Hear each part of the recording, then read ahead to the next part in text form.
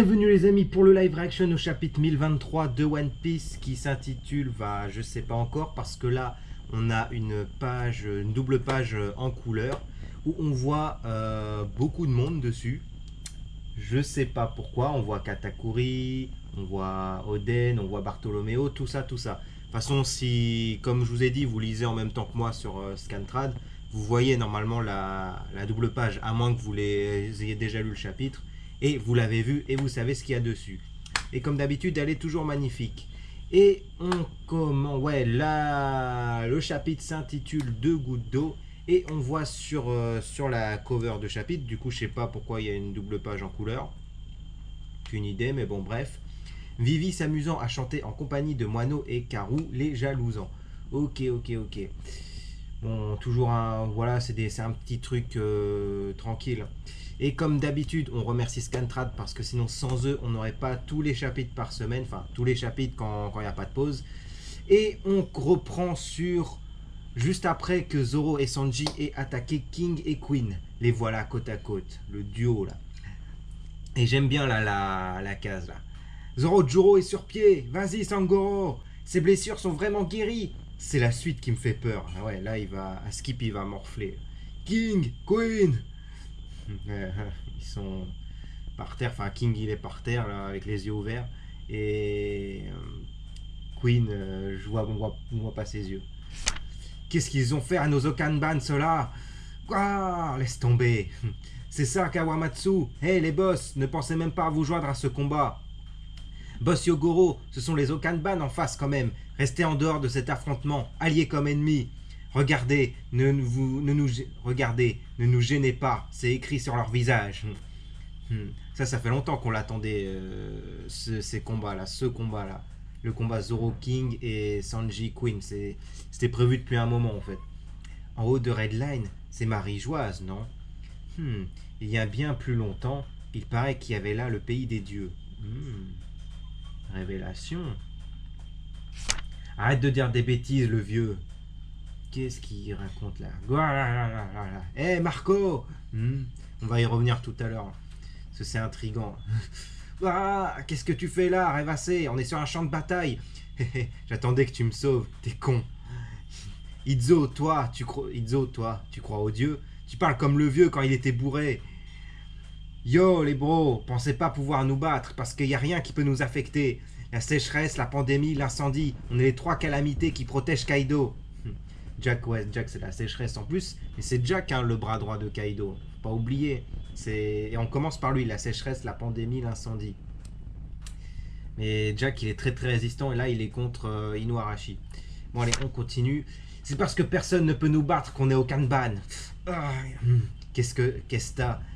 Depuis que j'ai mis l'arrêt de suite la deuxième fois, mon corps est un peu... Hé, tu vas me lâcher maintenant, hein? J'ai pas dit ça. Je me sens juste un peu bizarre. Où ça? Tes sourcils? J'ai dit mon corps.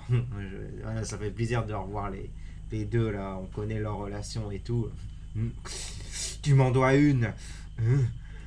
Grappeur. On est quitte. J'aime trop la mise en scène là. Moi, rejeton de Judge, toi et tous ces autres gamins être des cyborgs. Germa double 6. Il est complètement barjot, ses jambes de feu, c'est une machine. Alors là, on revient sur un truc qu'on voit depuis longtemps là. J'en suis navré, mais je suis le seul à être humain. Un humain qui s'enflamme, abruti, t'es pas un lunaria, à ce que je sache. Qu'est-ce que c'est que ça? Attends. Et pourtant, c'est possible. Et ma passion est plus chaude que les flammes. Et cuisiner les monstres, c'est aussi mon truc, sale tête dino. Je vais te montrer la vraie force d'un cyborg que même Vegapunk ne peut pas créer. Ah ouais, là on en apprend encore plus là sur Sanji là. Skip ce serait un cyborg, et ce serait normal ces flammes en fait. Ce qu'on voit depuis un moment en sorte de gag, alors ça veut dire que c'est un truc sérieux. Ah ouais, c'est vraiment là en fait, c'est pas genre je suis chaud, c'est vraiment... Il était là, genre par exemple avec Absalom, quand il s'enflammait, c'était vrai en fait. C'était pas une image, apparemment. Je sais pas, là c'est bizarre. Regarde devant toi, momie noire. Ah ouais, putain, ça fait plaisir de voir ça parce que voilà, quand tu l'attends, tu sais que ça va arriver et quand tu le vois, c'est toujours bien. C'est quoi cette lame? Ouh. Attends. Attends. Ah, c'est la lame de King, là. Et là, il a foutu un coup, là. Oh, je vois, t'es qu'une machine à tuer. Ah, j'aime trop les voir parler, là, parce que ça fait longtemps qu'on attend ça. En combat, le style et les codes sont-ils bien nécessaires? Non, t'as raison. Tu ne te fais pas passer pour un épéiste, en tout cas. Fais comme tu veux. Et moi aussi, lors du coup final, peut-être que je serai en train de te déchiqueter la trachée avec les dents, qui sait. Je ne peux pas me permettre de perdre. Zoro, là, il est un peu plus violent, là, je trouve. Enfin, il était déjà un peu violent avant, mais là, il est un peu plus violent que d'habitude, en fait. Enfin, il est pas là pour jouer, tu vois. Alors là, je pense pas qu'il va tuer son adversaire, mais il en est capable, de toute façon, on le connaît. Boss Yogoro, lorsque Damiori a décidé de remettre Enma à cet homme, quelque chose a fait que je n'ai pas pu m'y opposer. Je vois ce que tu veux dire, même si c'est un pirate venu de l'étranger, étrangement, il ressemble comme deux gouttes d'eau au daimyo de Ringo, ou Shimaru Shimotsuki quand il était jeune. Exactement, il a même son habileté au sabre. Putain, même ça, c'était des théories qu'on voyait et tout. Alors c'est peut-être le cas.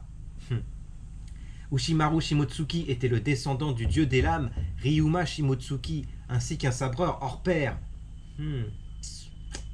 C'est sûr, Zoro est sûrement un Shimotsuki, alors ça me paraît... C'est ce qu'on se dit en fait, c'est ce qui se dit depuis un moment, quoi. Ça me paraît très logique.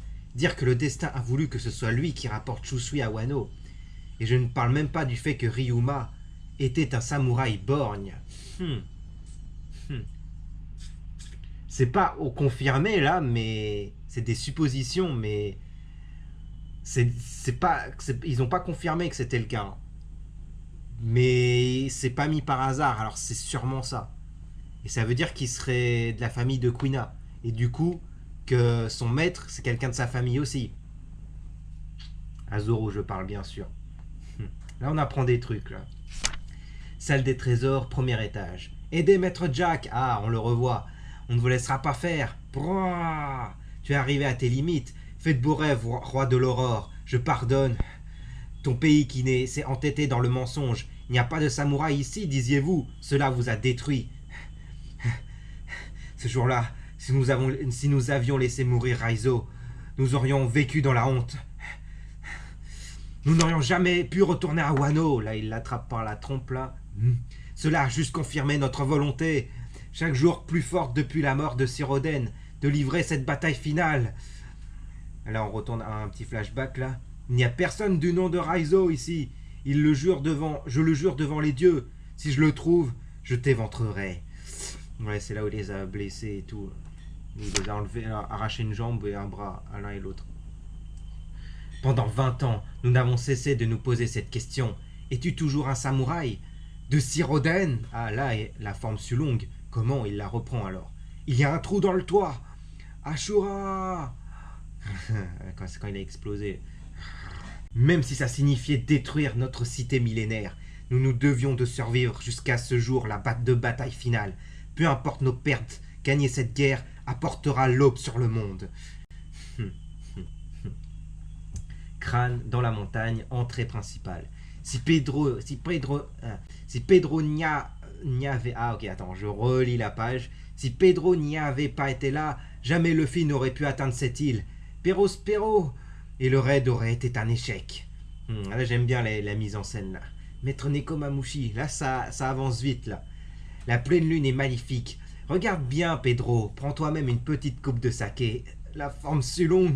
Profite bien, le baveux. Cette lune sera la dernière que tu verras. Intérieur du château, premier étage. Maintenant qu'Oden n'est plus, vous n'êtes plus que des esprits au service d'un gamin. Vous êtes ridicule. Tais-toi, ne te moque pas de son jeune âge. De la même façon que nous autres sommes devenus des samouraïs, les hommes grandissent immanquablement. Ce sera à Wano de protéger Sir Momonosuke pendant sa croissance. C'est pourquoi on ne vous laissera pas vous en emparer. On n'a pas oublié que Momonosuke il a demandé à Shinobu de devenir adulte. Udon, port de Tokage. Justement, c'est pas là où ils sont, là. Qu'est-ce que Kaido fait ici? Ouais, c'est là qu'ils sont. Vous croyez qu'on va pouvoir lui faire quelque chose? Oh, chapeau de paille, attention, éloigne-toi. C'est Momonosuke là, en adulte là, en Big Dragon. Ça c'est ce qu'on s'était dit aussi, que Momonosuke allait être un grand dragon. Mais moi je crois que j'avais dit par réveil. Mais voilà, parce que ça me semblait le plus plausible en fait. Mais là c'est autrement. Là les choses avancent. C'est bien de voir des théories qui ont été dites depuis un moment par-ci et par-là se confirmer en fait. Je ne suis pas comestible. Si tu essayes de me bouffer, je te boufferai d'abord. Recule. Momo, c'est bien moi. Qu'est-ce que... C'est le gamin de tout à l'heure. Qu'est-ce que ça veut dire? Comme il l'a même lui-même... Ah, putain. Comme il l'a lui-même souhaité. Voici Sir Momonosuke à 28 ans. Hein? Oh, tu pouvais faire un truc comme ça? Pourquoi tu pleures? Mais c'est parce que... Sir Momonosuke, cette forme, on dirait vraiment... Oh... Il ressemble à Oden, c'est ça? On y va, Momo. Allons reprendre Wano. Ouais. En avant. Couverture et page couleur dans le prochain numéro. One Piece chapitre 1023 fin. Les choses avancent là. J'aime bien la case là. Là, on te fait...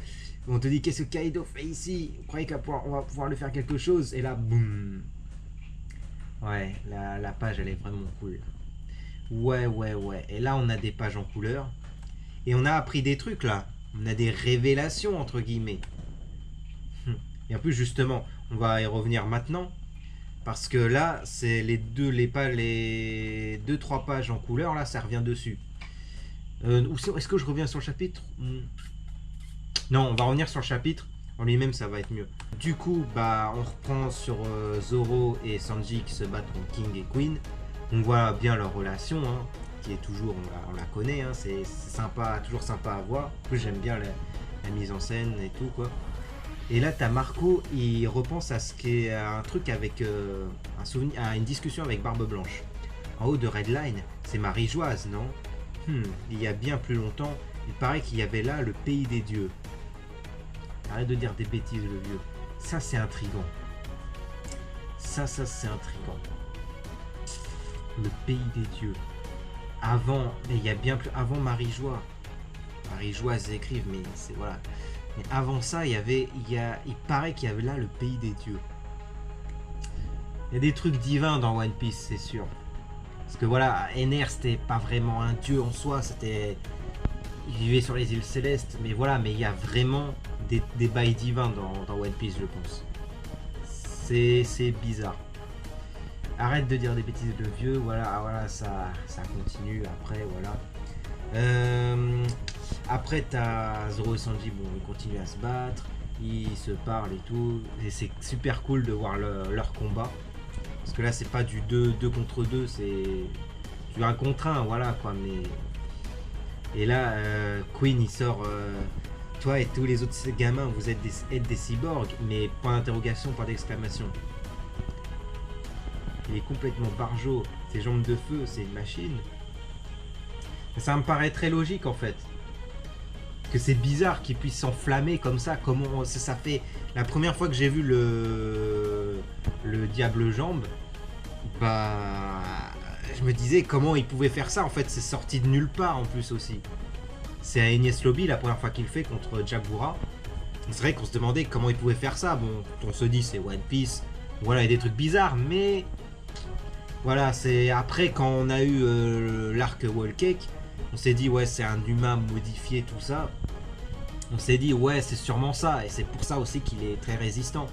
Mais là ce serait, bah, c'est pas confirmé mais c'est ce que Queen il se demande si ce sont pas des cyborgs. Et là il dit j'en suis navré mais je suis le seul à être humain. Parce que lui Sanji a été modifié aussi, faut pas oublier ça. C'est juste qu'il était moins perfectionné que les autres en fait. Mais voilà, c'est sûrement ça. Un humain qui s'enflamme, abruti, t'es pas à Lunaria à ce que je sache. Et pourtant c'est possible. Ma passion est plus chaude que les flammes.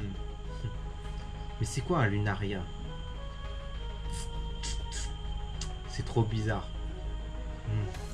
Je vais te montrer la vraie force d'un cyborg que même Vegapunk peut pas créer. Est-ce que Sanji serait un cyborg? C'est-à-dire il y aurait 2 cyborgs dans l'équipage. C'est-à-dire Sanji serait un meilleur cyborg que Franky. Enfin, entre guillemets, ce serait pas les mêmes en fait. C'est bizarre, mais t'es pas à Lunaria, ce que je cherche. Ah non, c'est pas... Non, ça veut dire, attends, un humain qui s'enflamme, abruti, t'es pas un Lunaria, ce que je cherche. Mais Sanji, il a l'air de... il dit pas, c'est quoi un Lunaria, il dit, et pourtant c'est possible, ma passion est plus chaude que les flammes. C'est-à-dire qu'il y a des humains vraiment qui s'enflamment, en fait. C'est pas une connerie, c'est vraiment vrai, quoi. Mais lui, c'est bizarre. C'est bizarre, parce que Sanji, c'est vrai que c'est le seul qui s'enflamme. Est-ce qu'il serait pas adopté? Mais c'est bizarre, il ressemble à ses frères et sœurs quand même. Avec les sourcils et tout.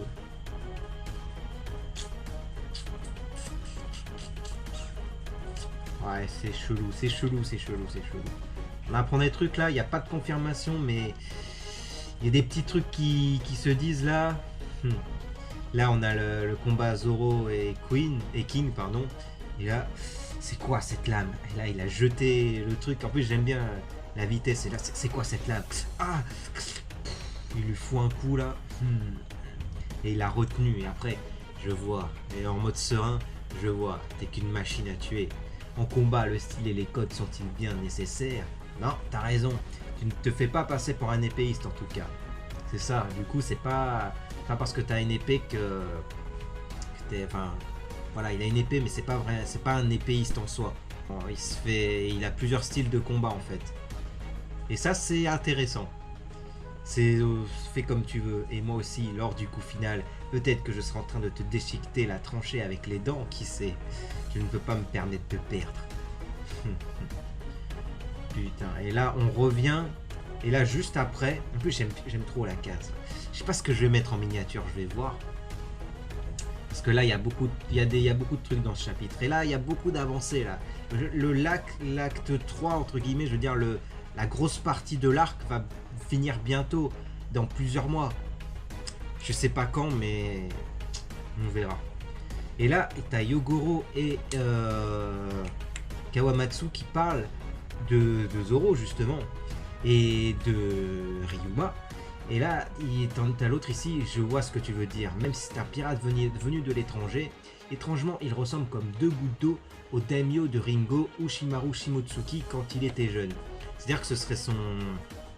C'est pas Ushimaru qui s'est barré de Wano justement pour aller à Ice Blue.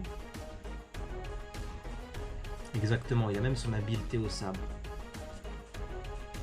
Ushimaru Shimotsuki était le descendant du dieu des lames Ryuma Shimotsuki ainsi qu'un sabreur hors pair.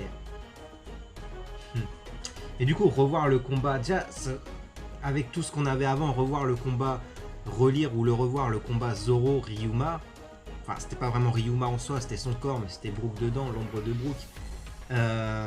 Voilà, tu disais, ça faisait un petit foreshadowing, et là, il y a un autre lien entre les deux, du coup. Dire que le destin, et en plus c'est voilà, c'est tout ça, c'est genre on te révèle des trucs mais on te confirme pas, mais Oda il mettrait pas ça comme ça, dire que le destin a voulu que ce soit lui qui rapporte Chusui à Wano. Et je ne parle même pas du fait que Ryuma était un samouraï borgne. Mais c'est logique, Zoro c'est un Shimotsuki, il y a pas, s'il y a des ressemblances à des trucs comme ça, mais c'est à dire que ouais, en fait, ah ouais, j'ai vu un truc sur Twitter justement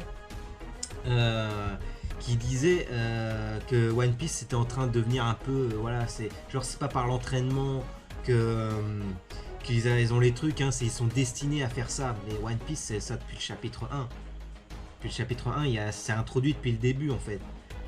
Mais voilà, en fait, ils sont pas...